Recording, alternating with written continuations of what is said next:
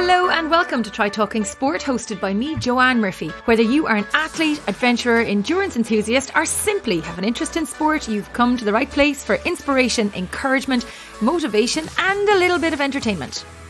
Well, how are we all?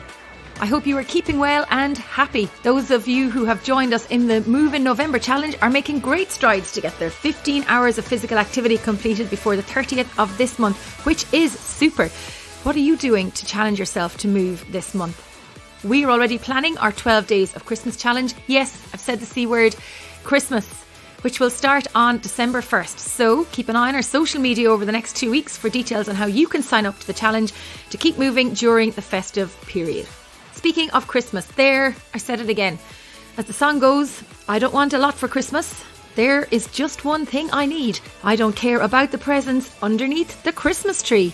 Where is this going, you may well ask? You're lucky I didn't sing the lyrics. But flashback to this time last year, we were headed to 10,000 downloads of the podcast. Fast forward in what has been a turbulent year and we are bulldozing towards 50,000 downloads. Yes, 50,000. So you know what I would love this Christmas? I would love to hit and exceed the magic milestone number of 50,000 downloads by Christmas Day. So please tell your friends about the podcast, share your favourite episodes on social media, and help make this podcast host a very happy princess on Christmas morning. Please, did I say please enough times? Go on. Thank you. As I mentioned in the last episode, I was delighted to be shortlisted as a finalist in the Outspoken Women in Triathlon Awards, which took place last Sunday night. The finalists across the categories were amazing, and I was honoured to be in their company. Congratulations to all winners and to Kelly O'Mara, editor of Triathlete magazine, who was the very deserving winner of the Outstanding Media Contribution category. Thanks to the team at Outspoken Women in Tri for hosting the awards and giving us the opportunity to be part of a good news story in 2020. In another good news story, the bobble hats are flying out the door and we've ordered pink. Yes, pink ones. They are a perfect Christmas gift for yourself or for someone else. They will be available to purchase from next week on the website, trytalkingsport.com. But if you can't wait till then, we have blue, navy or grey currently in stock. I am still getting into the sea every day. Yep, hard to believe it. I've only missed 2 or 3 days of swimming since the middle of August. And I have to admit, I'm pretty proud of myself. I never thought I would continue getting into the sea after completing the Galway Bay Swim Challenge, but it's become so much of a routine now and a reason to get out of bed early in the morning every day that I think I would miss it if I stopped. The added bonus of trying to do handstands in the water, belly laughing jumping waves with the crew, followed by coffee and sausage rolls post-dip, all part of the fun. In addition to this, my sister has now joined the swimming fun, embracing it like a proper mermaid, and this makes me very proud. She most definitely is not one who likes the cold or ever really got into the water, but she is loving it. Speaking of mermaids, this week's guest, Tiffiny Quinn, is a magnificent mermaid. A magnificent ice mermaid, in fact. Taking up the challenge to complete an open water swim when someone told her she wouldn't be able to do that was a pivotal moment in her life and has led her on a glorious voyage of swimming, adventure, friendship and fun over the past number of years. Tiffiny, by her own admission, is happiest in the water. She has completed 1 ice mile and multiple kilometre and 500 metre ice swims, representing Ireland in 2 World Championships in Berghausen, Germany in 2017 and in Murmansk in Russia in 2019. Earlier this year, she enjoyed a swimming adventure in Antarctica. She has been the IISA Ireland chairperson since 2018 and firmly believes in the importance of giving back to her sport and her community. Her vivid description of her swimming and her infectious lust for the water is just fascinating. She does say that her number one reason for swimming is so that she can eat more cake, but there's a lot more to it than that. Although I will swim for cake too, if I'm honest. The community and people she has surrounded herself with have helped her to not only believe in herself, but also to continue to strive for success in swimming every day. With my own growing interest in open water swimming and the increase generally in the number of people taking to the water in recent times, Tiffiny gives some great insight and advice for anyone who is venturing into the open water, especially as we embrace the winter weather. Enjoy the show, and if you are venturing for a swim, be smart and be safe. Tiffiny, thank you so much for joining me on the show today. It is a blustery, wild, wet day in Galway. We've had a wonderful high tide this afternoon. You're in Dublin.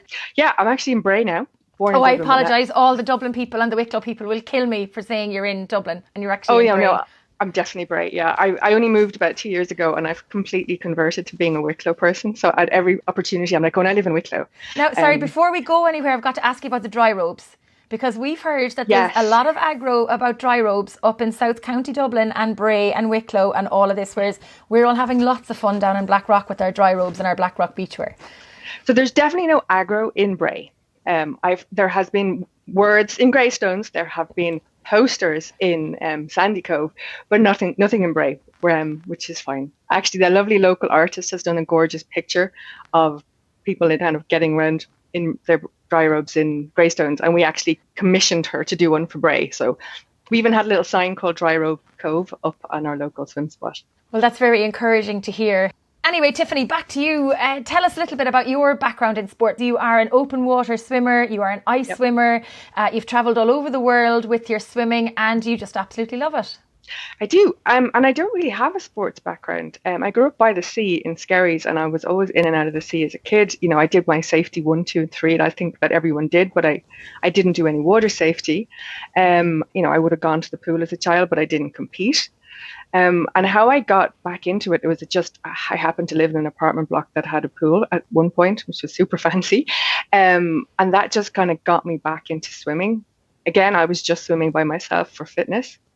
But how I got into, I suppose, open water swimming, which led me into ice swimming and led me into joining a club, is a funny story. I was working, I still do, in a telecoms company, and I was fortunate enough to be one of those people who gets wined and dined. I was at a rugby match with a very nice account manager. We were just chatting and he's like, oh, Tiff, you've been doing a bit of swimming. And he goes, I did this really good race with my mate, the Great Fjord Swim last year. Why don't you train with, and we'll do it together next year. I said, that sounds interesting. I don't know if I can do it. He told me it was, 2K or 4K. I was like, okay. And I was half thinking about it. And his manager came over, who is charming misogynist, is the only word I have from him. You kind of love to hate him. And he overheard and he's like, oh, Tiffany, really? What are you thinking? I mean, A, you're a woman, and B, he's 10 years younger than you. You've got no chance. So obviously that spurred me. And I literally started training the very next day. I got into the pool the very next day and started training. I got myself some coach lessons to improve my stroke. I literally went all out. I signed up to do the swim for a mile, as did the guy in question. And I was faster than him, just for the record. It's important to note that now. Important to note, I did my mile faster than him. And then, I ended up doing 2 swim trek holidays where I met a really nice girl who bizarrely lived in the same estate as me. We didn't know each other, booked them separately, ended up sharing a room with a girl who lives like 10 doors away from me. We met another girl on that trip who was in Dublin Swimming Club. And so as a result of that, we joined Dublin Swimming Club and I did the Great Fjord Swim. And I kind of went from there. Then I started doing the Leinster Sea swims, got completely addicted. And that was kind of my outdoor, how I kind of got into it. And what was it about the swimming that you were hooked? I find it really meditative. So that's why I liked the pool swimming. It was this repetition, and I could kind of go into my head and just swim.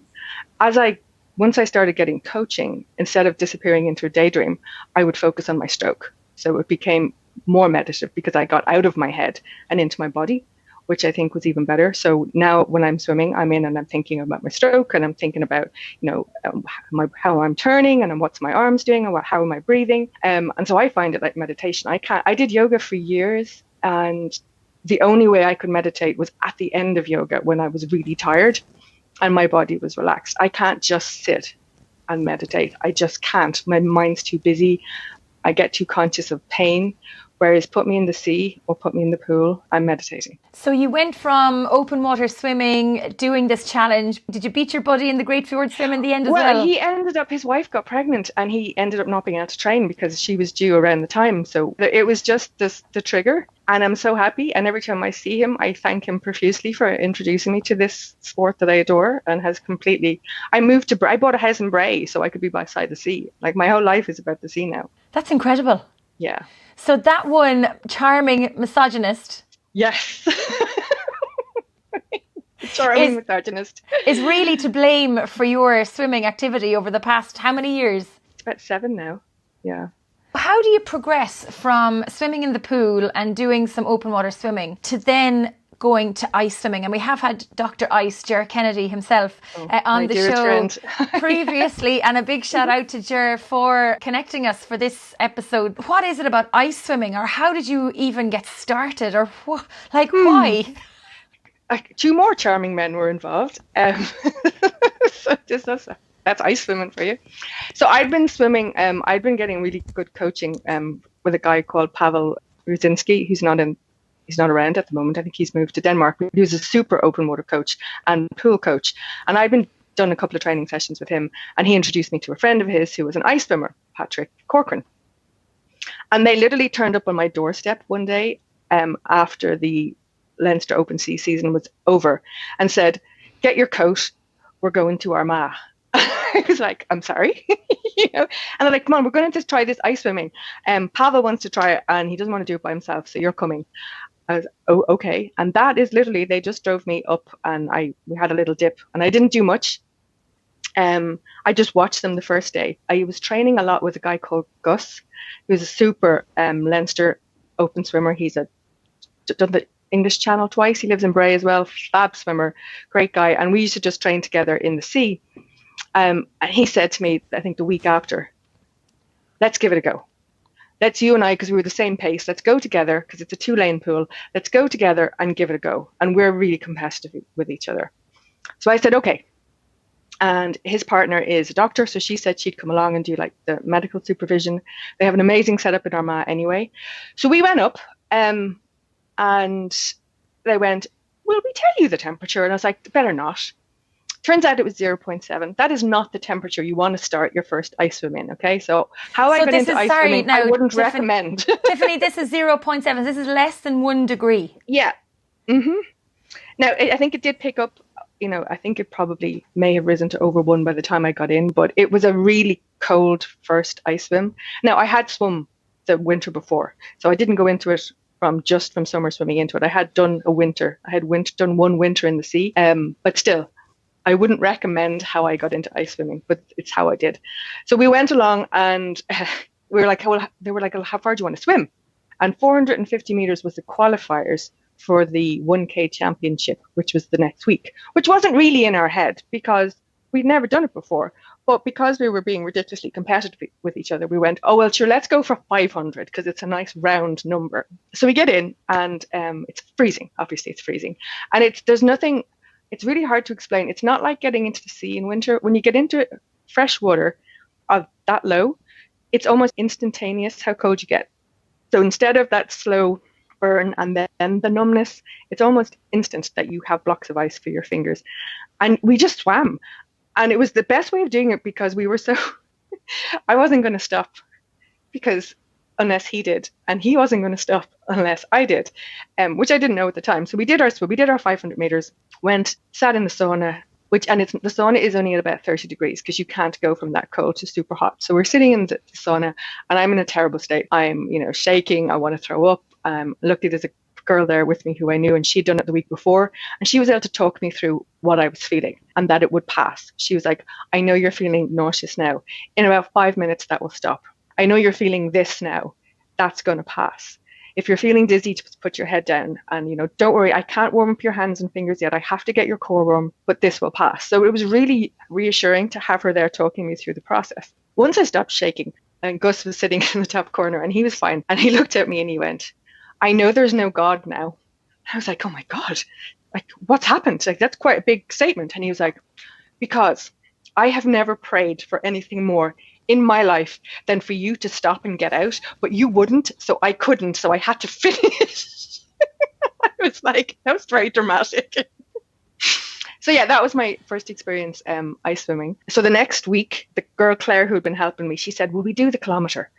And I was like, okay. Because at that point I was full of endorphins, because the endorphin rush that you get after an ice swim is about 1,000 times what you get after a sea swim. It's a whole other rush. It's like an absolute drug. So we went up the next week and I swam a kilometre. Got out after that and went, "Never again. I'm done. This is crazy. Why would I put myself through this? This is crazy." The only thing that got me through was chips. I was like, when I get out, I'm going to have chips. and I'm going to have lots of chips, and I'm going to have fish, and I might even have curry sauce. And that was kind of that, you have to find whatever works, but it was chips. So we did the 1K, and she said, will we do the mile next week? And I said, absolutely not. Are you insane? No way, no way, no way. Of course, the next day I was like, grand, let's do the mile. So the following week went up and I swam the mile. I haven't done one since. I absolutely do not recommend doing that the way I did it. I wasn't prepared enough. My body wasn't, but it was still quite early days in the sport, and it's not the best way of doing it. I mean, I was okay. It was the hardest thing. It was the hardest thing I've ever done ever in my life, that mile swim. Pavel and Pat were running up and down, cheering me on, but I got to about, I think I had 10 left, 10 lengths to go. And my stroke rate completely dropped, and they were really getting worried because they went, okay, she's completely dropped. And I could feel it. And I was just like, someone must see that I'm struggling. I wasn't going to pull myself, but I was kind of hoping someone would pull me. But anyway, Pavel started shouting at me to kick. And I was like, I can't believe he's actually coaching me. Can't he see I'm dying? But it was the best thing ever, because I just started focusing on what he was telling me to do. So I said, right, we'll do drills. Fine, we'll do drills. So he was like, ran me through some drills, and we did that. I looked up and I could say I only had 6 left. And I'm like, I can do this. I can do this. It's only 6. And I finished it. And it's, and then the recovery was horrific. It really was not much fun. I was completely out of it for a little bit. But I came back, and again, high as a kite. But I've never done one since. I haven't done a mile since. I kind of the ice mile was started as a personal achievement. It was never supposed to be a competitive thing. It was definitely never supposed to be a race. I'd never wanted to do lots more of them. For me, it was a pinnacle. And I peaked very early in my ice swimming career. But I've never felt the desire to do it again. For me, my favorite distance is actually 500 meters. Because at 500 meters, I'm still enjoying it. I absolutely love it. Like, there's an absolute pleasure I get in swimming at 500 meters because I can race it. I can sprint it. I actually really enjoy the sensation of the cold. I embrace the feeling that it gives me in my body. Whereas if I'm doing a mile, I know I have to really pace myself. And I know that there's a ton of pain coming. I don't suffer 500 meters. There's no pain for me. There's no recovery for me after 500 meters. I'm fine. I can walk out on my own steam. I can dress myself. I barely need a sauna. I'm absolutely fine after 500 meters. And so for me, that's my favorite. I mean, I've done Ks. I went to the World Championships twice. I did Germany. I did a K in Germany. That was insane. That was crazy. I mean, it was amazing to represent my country. I got to go with an amazing team. Like Jera was there, and Nuala is an absolute legend, Nuala Moore. And we got to compete with the best of the best. I'm not a fast swimmer, but I'm consistent. But it was so exciting to see your name up on a board. And, it was filmed, and my friends and family were watching from home. It was crazy. But it was a lake, which was frozen, and they had cut the pool out. They had lanes either end, but they were really narrow. They were only 1 meter. So normal swim lanes is 1.5 meters. These are only 1 meter. Half a meter was the ladder each side, and the ladders were on opposite sides. So you had to zigzag. And I started, and I had one of the early heats, and I kept crashing into the barriers. And when your skin is that cold and you hit something, you bruise so easy. And I'm like, they're going to pull me. Oh my God, they're going to think I can't do this because I keep crashing into the barrier. What's wrong with me? And of course, when you're trying to kick off, it's completely slippery. So you don't get a nice, clean glide. So I was sliding at a weird angle, crashing in, and then just kind of zigzagging up and down. And I was like, oh my God, this is awful. I'm going to be the worst. Afterwards, when I was sitting in the hot tub, everybody was comparing bruises because everyone did the same thing. Like the best swimmers in the world, Jamie Monaghan, the works, they had all done the same thing. And in fact, it was a competition who had the best bruise. So it's just funny what your mind does to you. I was like, oh, I'm useless. I'm terrible. I'm never going to get through this. And every single swimmer went through exactly the same thing. So that was Germany. Probably the best thing about open water swimming and ice swimming is the people that I've met. People are phenomenal. Like the ice swimming community, the open water swimming community are lovely. And then there's an even nicer subset of people who do ice swimming, because you have to care and have empathy for other people if you're an ice swimmer, because you're relying on people to make sure you don't die. Well, that's what I was going to say. You're kind of, you're putting your life in somebody else's hands when you do ice swimming. But 100%. But listening to you there, before we talk about that, listening to you there, it's absolutely fascinating to hear that you were swimming in the really, really cold temperatures, that you went from 500 to 1,000 to 1.6k, which is the mile. And you didn't even think, anything of it. You just went for it. And I would be having an absolute heart attack at the thought of the cold and how my body would react in the water. Were you not afraid of the big jump from, well, first of all, getting in doing 500 metres? I mean, I know you had done a winter of swimming, but even at say 9-10 degrees here, we're very cautious getting into the water here in Galway at that temperature. We're novice, open water, winter swimmers. No, were you not afraid? And you're right to. Absolutely. Right I mean, you have to be responsible as well. I mean, I guess the joy of Armagh, the wild water in Armagh, is it's a really safe environment. It's a pool. You've got people on either side of you who are watching you like hawks. They can pull you out. And I have, I've run events there since I got involved with the ISA board. And, safety is paramount. I personally have pulled people out when I didn't think that they were going to finish safely. But they have a really good safety setup. The other weird thing about ice swimming is that some people are just naturally good at it. And I'm one of those people.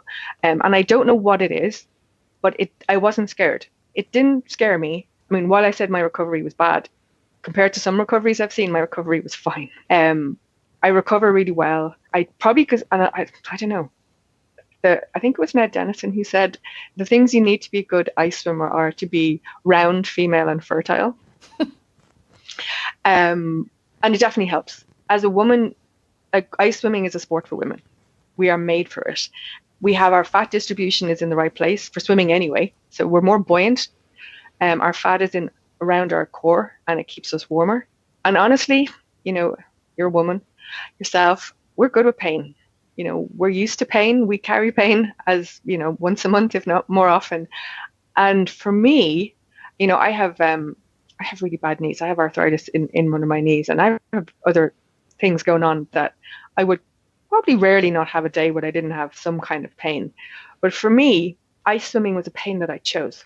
So it was on my terms. So I chose the pain, and also it numbs all the other pain. So it stops my knee hurting. It stops any other niggles in my body. They just go away. And then you get this rush of endorphins that makes you feel like you're on top of the world. So I definitely should have been more cautious. But again, I was doing it with people who knew what they were doing. I was in good company. I was with Patrick, who had been to Murmansk, which is the first open water. I was with Ian, who runs wild water. And actually, Jer, I think, was there for my first swim as well. So there's this huge community of people looking out for me. And again, as I said, some people are just lucky and they handle it. And I handled it really well. My friend Pav, who'd come up with this, he didn't handle it as well, even though he's a much better swimmer than I am, but he's got no body fat. So years of cake. Okay, I love that you say cake. I cycle for cake. I will swim for cake. I swim for cake and I swam for chips. So fish and chips in the harbour bar, or there's a really good chipper near wild water in Armagh, and it's just become part of the ritual. You go, you do your swim, and it's like this tiny little chipper. It was like 2 tables, but it's the ritual now. So we swim in Armagh, go and have our fish and chips in Cordelia's. And it's the best fish and chips you'll ever eat in your life because, you've just done your ice swim. And you've survived it. You're still alive. And you've survived it. Yes. And you've survived it. It's true what you say about the community as well, and about even people looking after you. Like, we've a little WhatsApp group now of a gang of us that are meeting during COVID to go for our swims, obviously socially distanced and all of that. But it's lovely to see the camaraderie between everybody of, are you dipping today? Are you swimming today? Everyone's buddying up in the water. Yeah. And then that ritual, and everybody's minding each other as well. And even my sister was in the water. She's flying it. She's not a swimmer and she's in the water and she's absolutely loving it. But that ritual even of the getting out, and it's really cold, getting out of the water, getting dressed. But it's, where are we going for the sausage rolls today? So our thing at the moment in Salthill is the search for the tastiest sausage roll in Salthill. So it's the quick hot drink as we're getting changed, and then it's down into Salthill for coffee and a sausage roll and the chat and the banter after. And I think as well, the community of swimmers that are there generally, like we've met so many people over the past few months, since the 1st of August, since I took on the virtual Galway Bay swim, we've just been welcomed with open arms by the swimmers that are there 365 days a week. And there's a whole cohort of people who've only joined in the last 6 months, and they've been made feel so welcome. And we feel very safe down in Blackrock as well, which is the local area for where I swim. Most people will see it on my social media. It's gorgeous. Yeah. My family's from Galway, so yeah, I've been there. So you've Galway blood. That's all good. I want to ask you about mentally preparing for the cold water. Is there anything that you do to prepare your mind for what's facing you? Funnily, I mean, for my mile, I started, I watched the Wim Hof videos, and I was trying to do the Wim Hof breathing, and I was drinking, I juice loaded ginger and turmeric, and I had it with a hot drink, and I wanted to have something hot. I felt that if I had something hot, and I still do that actually, I would, if I'm doing a really cold swim, I'll have a hot drink just before I go in. So I have that sensation of heat in my stomach, and I focus on that. I don't do that as much anymore because I have actually come to terms with the cold, and I like the cold now. So instead of trying to focus on feeling warm, I just let the cold in and say to myself, so I have a little mantra when I'm swimming, and it's like, I like the cold. I like the feeling that it does to my body. I like how it numbs my other pain. I enjoy the sensation of, my skin changing. I'm really aware of, the blood moving in my body, and I kind of just talk to myself. But mostly it's, you like this, Tiffiny. You enjoy the cold. Let the cold in. It's your friend. It makes you happy. And so that's kind of what I've moved to. So I moved away from trying to feel heat that wasn't there to accepting the cold as something that I loved. So it's not that I prepare beforehand. It's when I'm in it.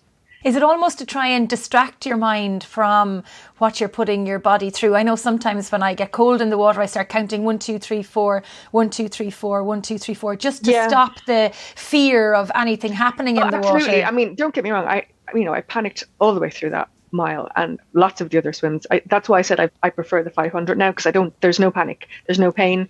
I did 500 in Murmansk at the last World Championships, and I actually kicked myself that I didn't do the K, because the 500 was the most pleasurable swim I've ever had in my life. I have never enjoyed a swim as much as I enjoyed that 500 meters. The water was 0, but the air was 0, which is actually grand. I know that sounds bizarre, but when we were in Germany, it was -15. When we went to Siberia, it was -20. But the water was like maybe a degree warmer. But when the water and the air is the same, it's absolutely fine. And there was no wind. It was actually the most fun swim I've ever done. And I got out wanting to jump back in and do another 500. So I was really annoyed that I hadn't signed up for the kilometer as well. And it's probably my only regret was not doing the K in Murmansk. But I did enjoy that 500 meters like nothing else. Funnily enough, talking about preparation, I actually wrote a piece on LinkedIn about my experience in Siberia, because it was the most amazing experience I've ever had. So Ger has loads of friends in the ice swimming world, and I have loads of friends in the ice swimming world too, thanks to Ger. And, I've traveled extensively now at this stage. But he organized for a few of us to go to Siberia to do the first Siberian Cup, and it was being held in Tyumen. So we went along, and it was such a bizarre experience. We were the only foreigners. There was one other guy from Czechoslovakia, and everyone else was Russian, and nobody spoke any English except 1 or 2 interpreters. And we were staying in this sports camp. So it was just as Soviet as you can imagine. It was just this sports camp in the middle of nowhere, snow everywhere. We were staying effectively in dorms, and food was interesting. And I'm a vegetarian. Luckily, we all brought lots of porridge, which was useful. And cake.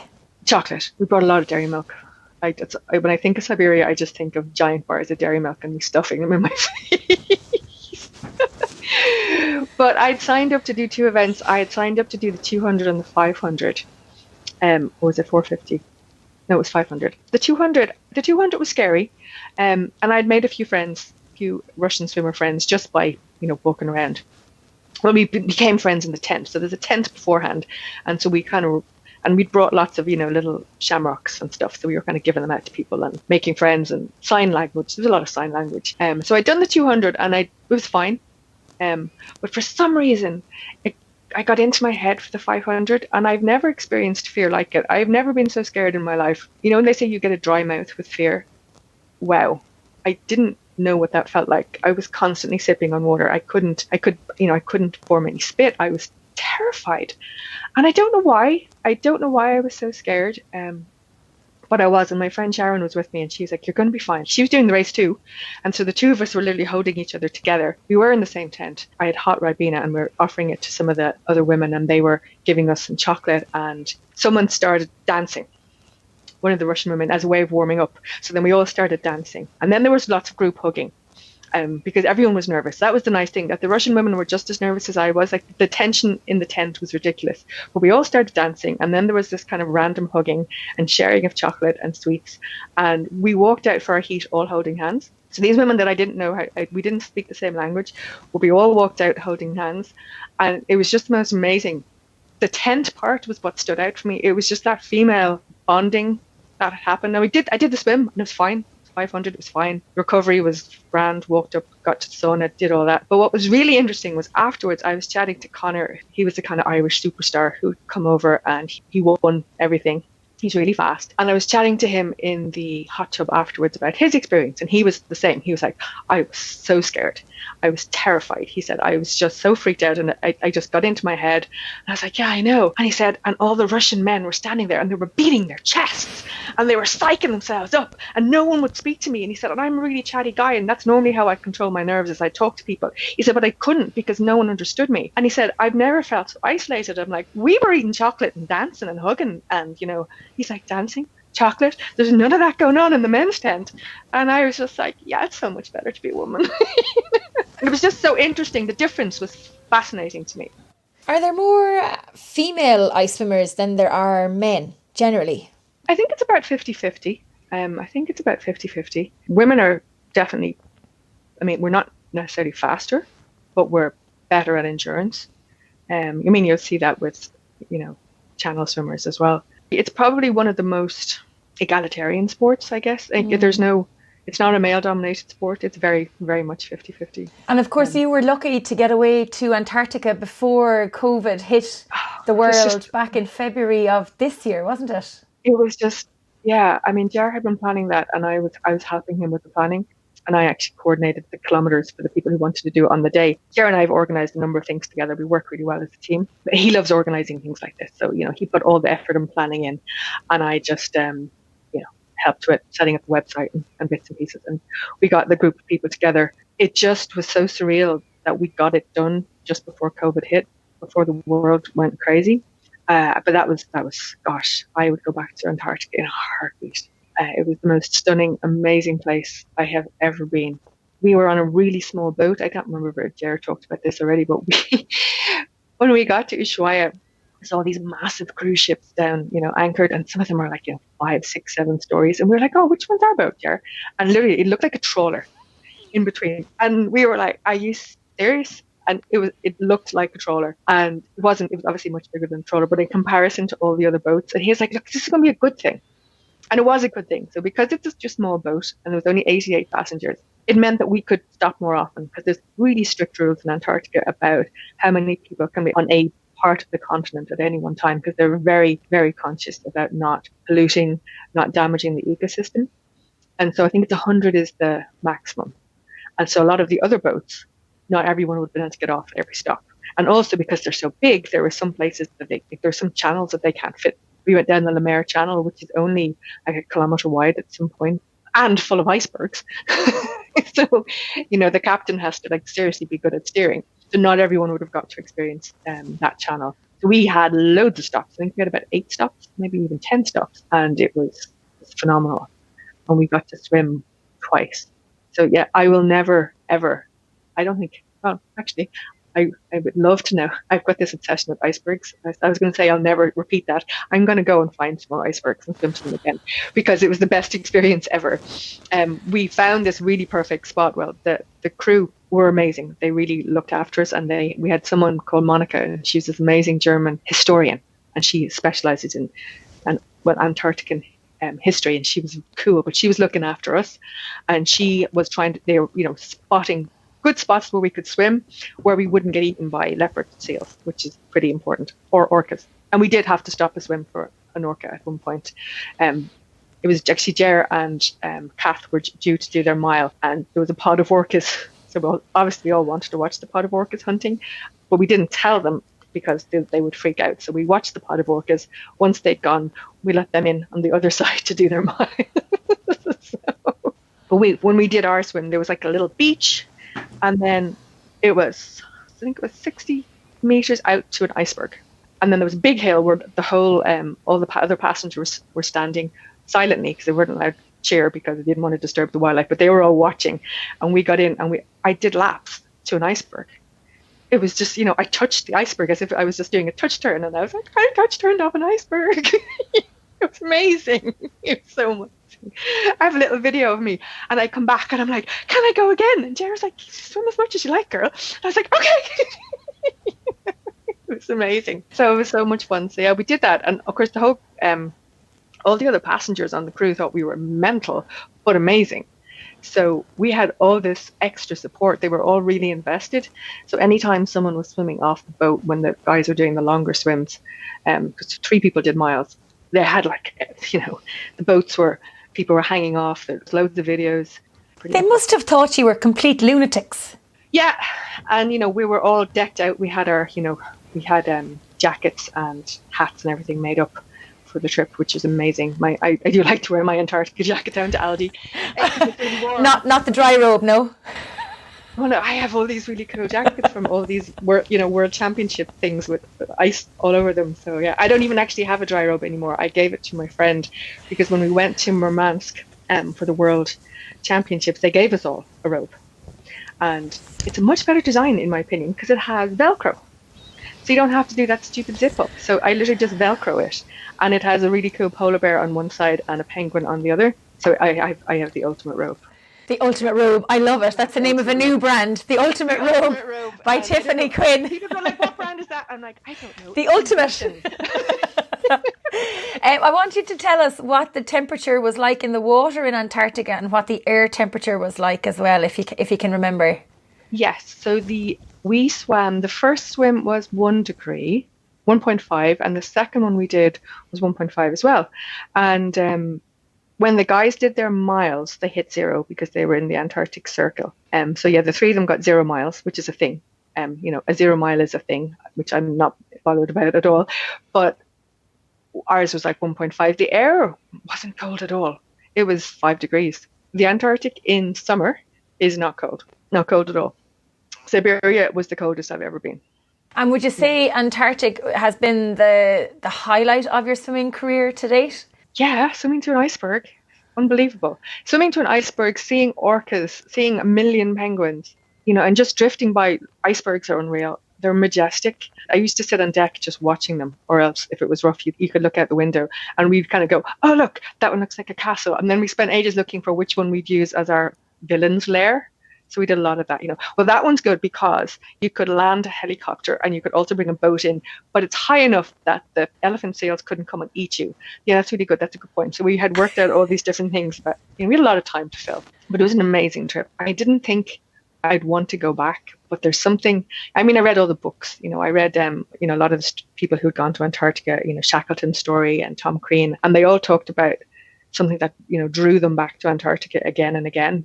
And I completely get it. There's something so peaceful and so majestic. And afterwards, we went to Buenos Aires, and I had planned to stay for a couple of days, and I couldn't cope with it at all. I got what's called mal d'embarquement, which is actually land sickness. So I was fine on the boat. But you basically because your inner ear has adjusted to the sea.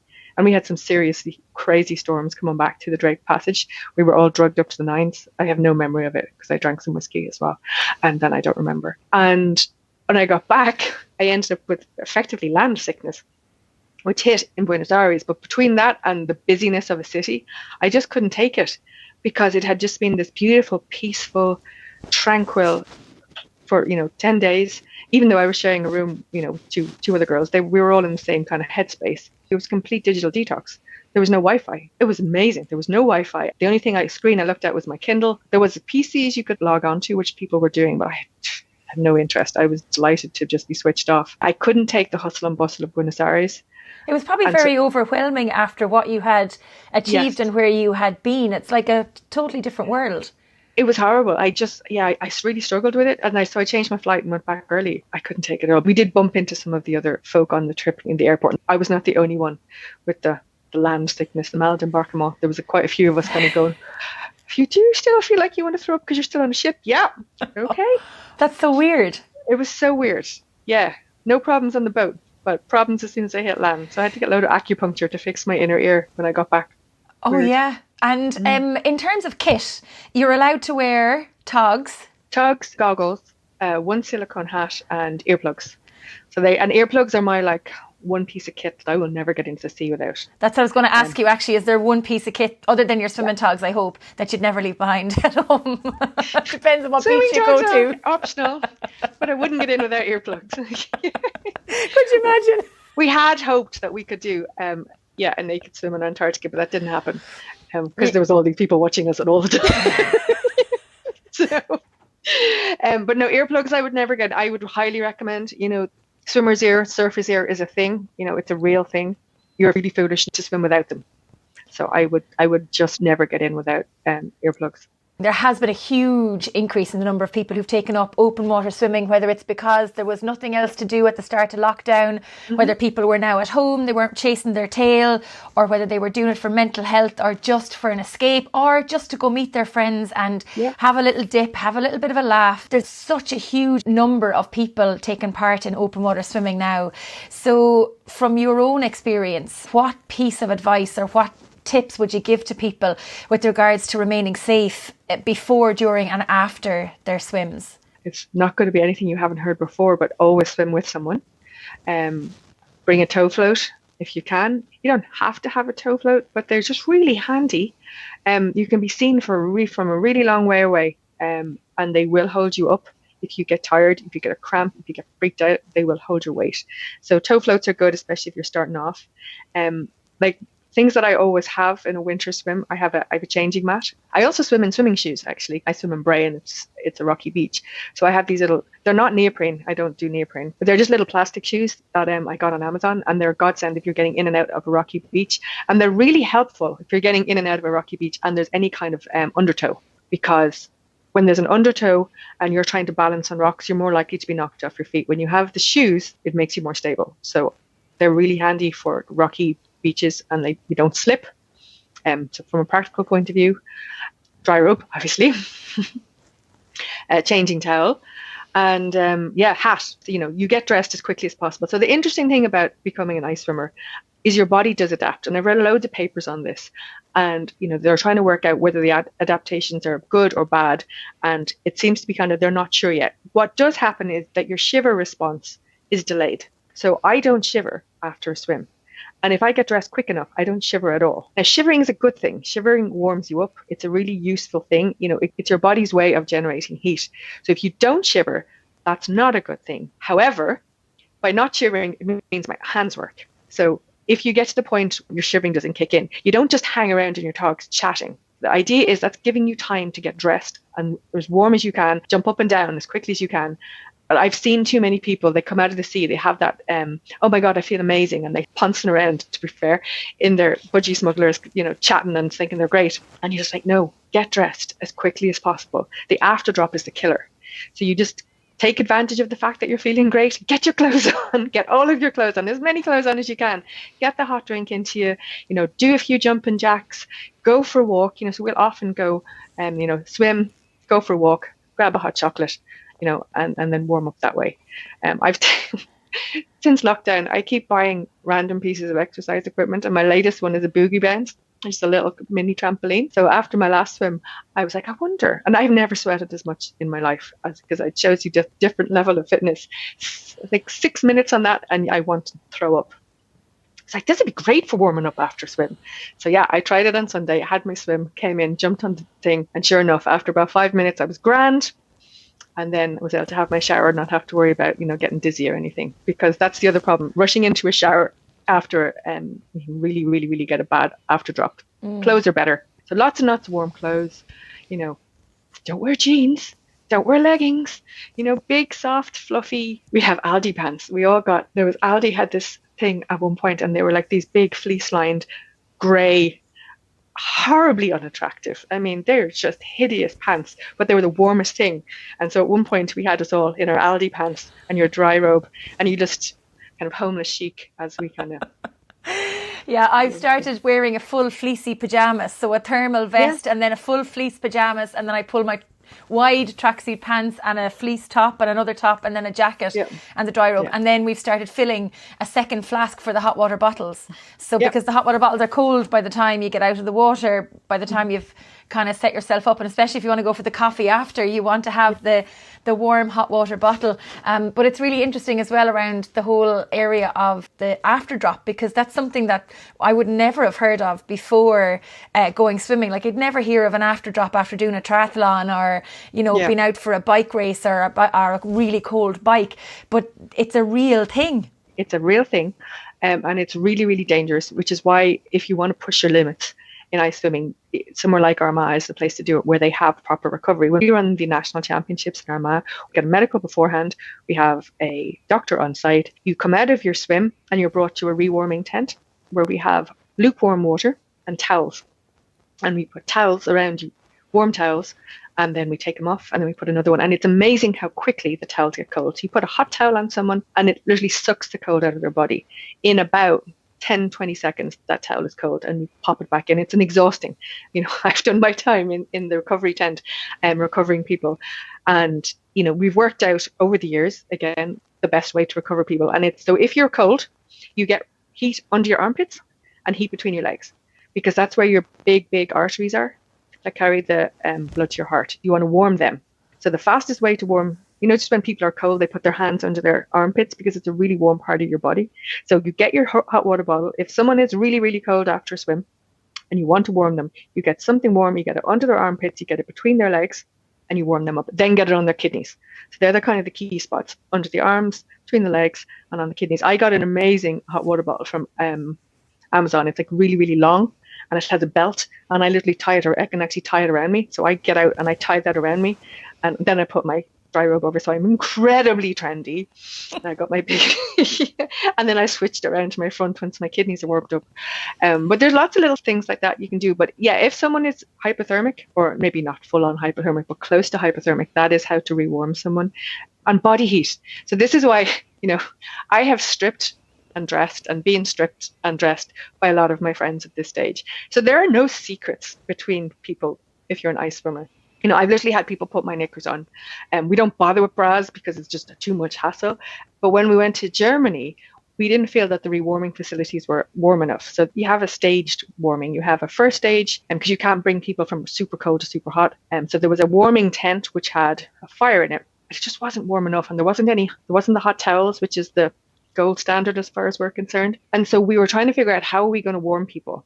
We worked out body heat was the only way that was going to work, because it's an amazingly effective way to warm someone up. So the seconds we're going to basically have to strip and hug them. And that's what we did. So that's what we did. And I will never forget, because I was in one of the ladies, she's an amazingly fast swimmer from Dublin Swimming Club, and she was in there, and it was her longest ice swim ever. And she was having a really tough recovery. You know, your head goes to strange places. You think you're dying. So she was like convinced she was dying. And her second was there, and he's just the funnest person ever. And he was like, now, come on, you're going to be grand. And he whips off his top, because it's warm in the tent if you're dressed. It's just not warm enough if you're cold. So he whips off his top, you know, embraces him. And she just kind of literally melted into him. And she's like, oh, that feels so good. But it does, because you feel comforted when you're feeling like you think you're going to die.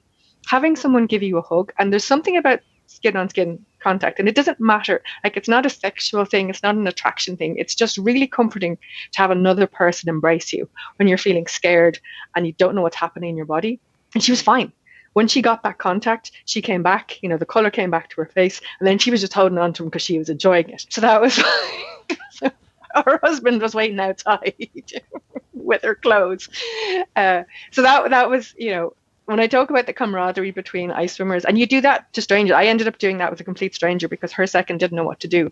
And I could see her about to, you know, literally she was seconds from unconsciousness. And I ended up having to whip off my clothes and giving her a hug. And I didn't even know this girl, but it's what you do in the ice swimming world. You just look after each other. And, you know, as much as possible, I try and give back to the sport. So I've been on the committee of the International Ice Swimming Association for Ireland for the last couple of years. I've refereed races and I've done the recovery, because people did it for me. So people recovered me, people organized races for me. And so you take your turn giving back, because you want to, because these people are lovely And as I say, there's so many random people who have, undressed me, dressed me, and given me hugs that. Well, it's also important to give back as well, I think, in terms of sustainability of the sport as well, and in terms of learning. Like, the experiences you would have had are invaluable to somebody else maybe starting off who's thinking that, I can do a 500, 1 kilometre, 1.6k or a 1 mile as it's called. Yeah. Whereas you'll be able to advise them and say, well, actually, really, you shouldn't, or, whatever, that the protocols and things are in place. So your knowledge is wasted if it's not utilised as in a give back format. And that's true across the board, I think, with a lot of sports. If somebody's interested in not just the winter swimming aspect of open water swimming, but actually interested in maybe testing their boundaries with ice swimming, where should we look, or what should we do to get in contact with the Ice Swimming Association here in Ireland? We have a Facebook page, so it's ISA, IISA Ireland. So there's a Facebook page which is fairly active. You can message us on, and there are people in Galway, Limerick, Donegal, Dublin, Armagh. And there's various other groups around the country. And we have a WhatsApp group then with kind of people who've been trained as observers. So if you want to do an official ice swim, there's an International Ice Swimming Association website where you register and get an account. It's free. And then you can record your swims. Any official distance has to be observed.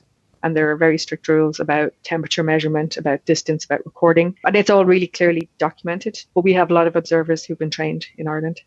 So you can ask one of us to come out and observe your swim, or to, But if anyone wants to ask any questions, go to Ice Ireland and I'll probably be the one replying to you. And imagine where you'd be or what you'd be doing if you hadn't put it to the pin of the collar of the lad that was saying, you won't be able to do that. Oh, I know. I mean, I haven't been on a holiday, I think, in 6 years that wasn't a swim holiday. I've been all over, and they're not all cold holidays, okay? Like, I hope you do like the sunshine, do you? We did a Barbados holiday. So one of my friends, it was her 40th, and it literally, it took about 2 seconds to talk us into this. Someone had said, there's an event in Barbados.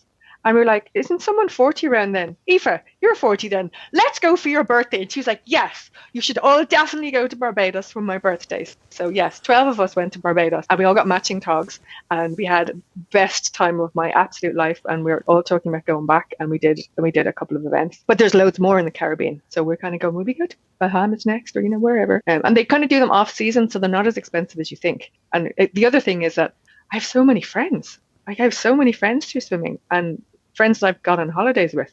Yeah, I've been, Croatia. I mean, all the half cold as well. So we've done like Iceland, Croatia, Barbados, and we were supposed to do Ibiza this year, but then everything was cancelled. I think we're really lucky in the sense that we have this type of sport that enables us to meet lots of people. So you've got your swimming, your ice swimming, your open water swimming. I've got, say, triathlon, and that whole community there. And it just opens up a whole world that we'd never have experienced if we hadn't taken up these respective sports however many years ago and embraced the lifestyle. It's not just a hobby now or a passion. No. It's actually a way of life, I think.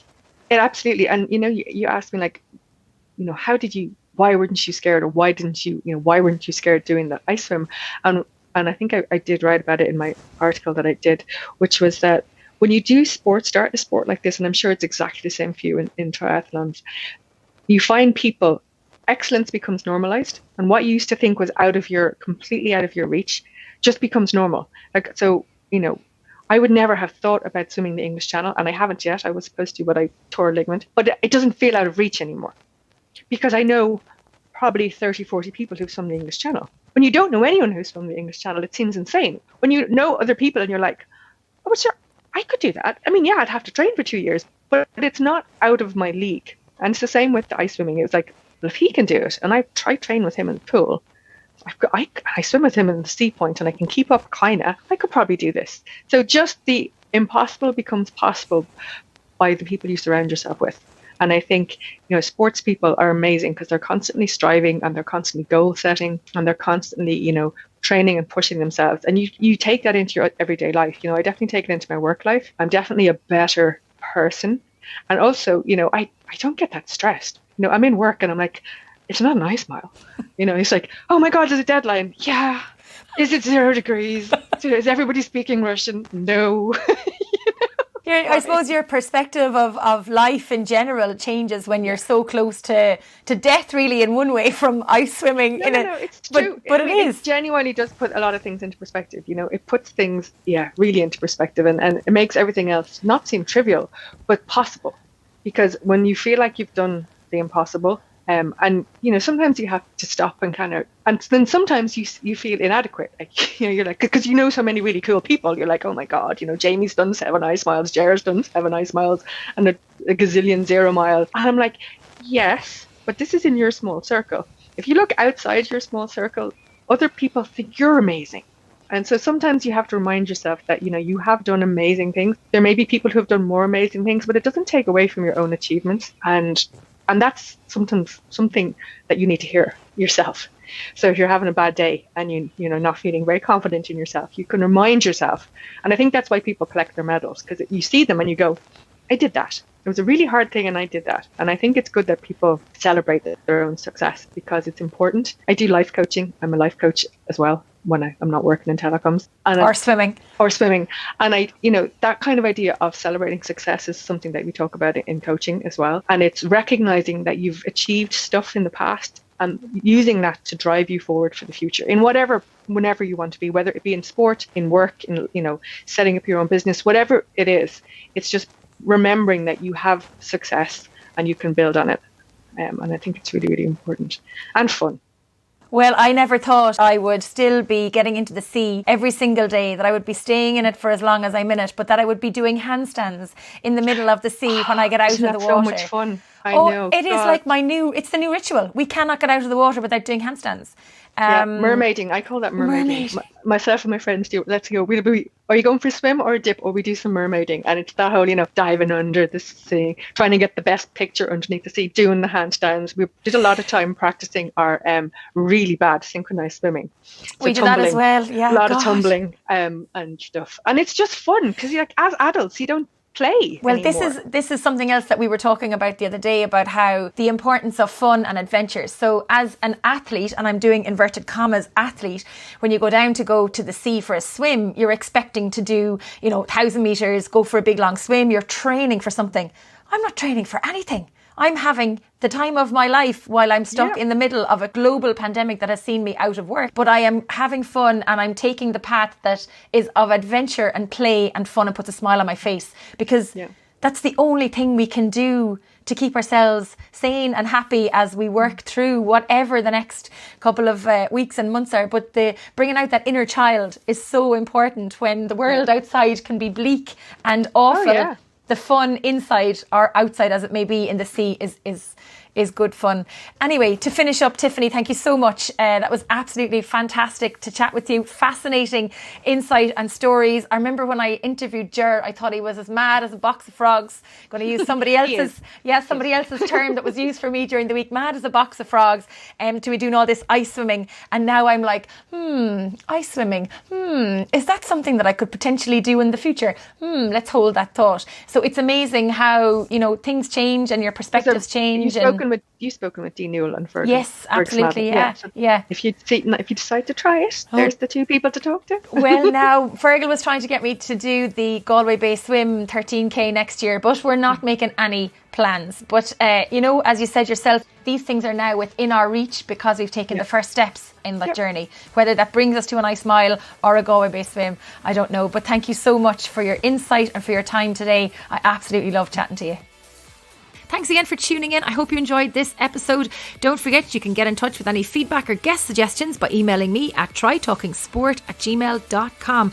I'd love to connect with you on social media. You can find me on Facebook, Twitter, LinkedIn and Instagram. Pop by and say hi and let me know what you think of the show. If you are new to Try Talking Sport, please do check out some of our previous episodes. You will be impressed and inspired by our guests. Don't forget, the best Christmas present you can give me this year is to share our podcast with all of your friends and help us get to 50,000 downloads. Until next time, wash your hands, stay safe, keep smiling. Thanks, as always, for tuning in.